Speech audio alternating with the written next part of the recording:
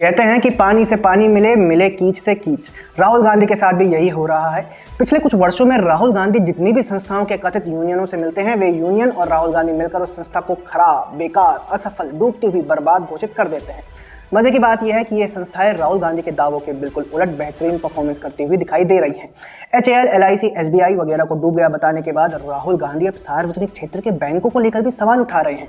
बैंकों के एक यूनियन से मिलने के बाद उन्होंने दावा किया है कि बैंकों का राष्ट्रीयकरण इसीलिए किया गया था ताकि हर भारतवासी को ऋण मिल सके, पर बैंक आज केवल कुछ उद्योगपतियों और व्यवसायियों को ही ऋण दे रहे हैं। राहुल गांधी का कहने का मतलब यह है कि जब जमाना खराब नहीं था तब न केवल कांग्रेस सत्ता में थी, बल्कि तब सूरज भी सबसे पहले जापान की जगह भारत में देखा जाता था। अब चूंकि पिछले 11 वर्षों से जमाना खराब हो गया है, इसलिए न केवल मोदी की सरकार है बल्कि अब सूरज भारत में उगने की जगह जापान में उगने लगा है। और इसका परिणाम ये हुआ है कि कांग्रेसी शासन में जहां देश के हर नागरिक को सार्वजनिक क्षेत्रों के बैंकों से ऋण वगैरह ऐसी आसानी से मिल जाया करते थे, वह अब नहीं मिल रहे हैं।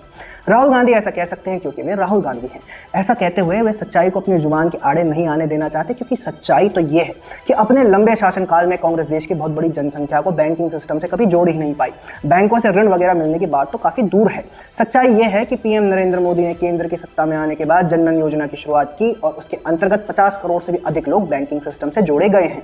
राहुल गांधी आगे कहते हैं कि केंद्र सरकार ने सार्वजनिक क्षेत्र के बैंकों को ताकतवर कारोबारी समूहों के निजी फाइनेंसर के रूप में बदल दिया है। राहुल गांधी का दावा न केवल हास्यास्पद है बल्कि डराने वाला है। हास्यास्पद इसीलिए क्योंकि पूरा देश जानता है कि यूपीए की सरकार के समय सार्वजनिक बैंकों की क्या स्थिति हो गई थी। कैसे कॉर्पोरेट क्रेडिट के अत्यधिक केंद्रीकरण और अंधाधुंध ऋण वितरण ने बैंकों के खत्म होने की कगार पर लाकर खड़ा कर दिया था। राहुल गांधी के इस बयान पर पलटवार करते हुए वित्त मंत्री निर्मला सीतारमण ने भी उन्हें यही बातें याद दिलाई हैं। उन्होंने कहा कि यूपीए की सरकार के दौर में सार्वजनिक क्षेत्र के बैंकों को सत्ता में बैठे लोगों के खास मित्रों के एटीएम की तरह इस्तेमाल किया जाता था। उन्होंने राहुल गांधी को यूपीए के समय चलने वाली फोन बैंकिंग की भी याद दिलाई। दरअसल आरोप यह है कि उस समय यूपीए के मंत्री और कांग्रेस नेता अपने चहेतों को मनमाने लोन दिलाने के लिए बैंकों के कर्मचारियों को फोन किया करते थे। कई बार कर्मचारियों को फोन पर ही लोन देने के लिए डराया और धमकाया जाता था। इस तरह की बैंकिंग व्यवस्था कांग्रेस के नेतृत्व वाली यूपीए की सरकार के समय चल रही थी और आज राहुल गांधी बैंकिंग सिस्टम पर सवाल उठाते हैं। यह हास्यास्पद नहीं है तो और क्या है। राहुल गांधी का बयान डरावना इसीलिए है क्योंकि वे तथ्यों को पूरी तरह नजरअंदाज करके सार्वजनिक क्षेत्र के बैंकों के लिए इस तरह की बातें कर रहे हैं। देश का नेता विपक्ष अगर इस तरह से गलत बयानबाजी करे या फिर कहे कि लफाबाजी करे तो इससे संस्थानों और वहां काम कर रहे सैकड़ों कर्मचारियों के मनोबल का क्या होगा, संस्थान की प्रतिष्ठा का क्या होगा। क्या संस्थान की विश्वसनीयता को संदिग्ध बनाने का यह प्रयास आपको दिखाई नहीं दे रहा है? यह डरावना इसीलिए है क्योंकि तथ्य इसके बिल्कुल विपरीत हैं।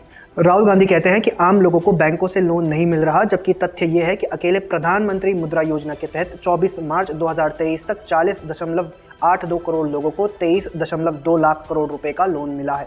पीएम स्वनिधि योजना के अंतर्गत मार्च 2024 तक लगभग 2.5 लाख लोगों को लोन दिया गया है। इससे अलग स्टैंड अप इंडिया और पीएम विश्वकर्मा योजना के अंतर्गत भी लोन दिए जा रहे हैं। याद रखें, चाहे मुद्रा योजना हो या फिर पीएम स्वनिधि योजना, इन सभी योजनाओं के अंतर्गत गरीब, निम्न मध्यम वर्ग और मध्यम वर्ग को लोन दिए जाते हैं।